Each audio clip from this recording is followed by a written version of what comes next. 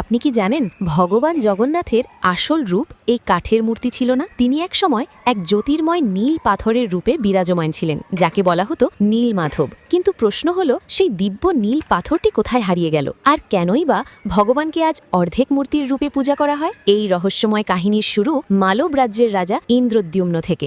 রাজা একদিন জানতে পারলেন যে ওড়িশার গভীর জঙ্গলে স্বয়ং ভগবান বিষ্ণু নীল মাধব রূপে পূজিত হচ্ছেন। এই সংবাদ পেয়ে তিনি তার মন্ত্রী বিদ্যাপতিকে সেই দিব্য রূপের সন্ধানে পাঠালেন। বিদ্যাপতি দীর্ঘদিন জঙ্গলে ঘুরে বেড়ানোর পর পৌঁছালেন এক আদিবাসী সর্দার বিশ্ব বসুর কাছে। বিশ্ব বসু গোপনে একটি গুহার ভিতরে নীল মাধবের পূজা করতেন। বিদ্যাপতি কৌশলে বিশ্ব বসুর কন্যাকে বিয়ে করলেন এবং বারবার অনুরোধ করে সেই গুহা দেখার অনুমতি চাইতে লাগলেন। অবশেষে বিশ্ব বসু শর্ত রাখলেন, তিনি চোখ বেঁধে গুহায় নিয়ে যাবেন। কিন্তু বিদ্যাপতি ছিলেন অনেক চতুর। গোপনে তিনি পথে পথে সর্ষের বীজ ফেলতে থাকলেন। কিছুদিন পর বৃষ্টি হলে সেই সর্ষের বীজ থেকে গাছ জন্ম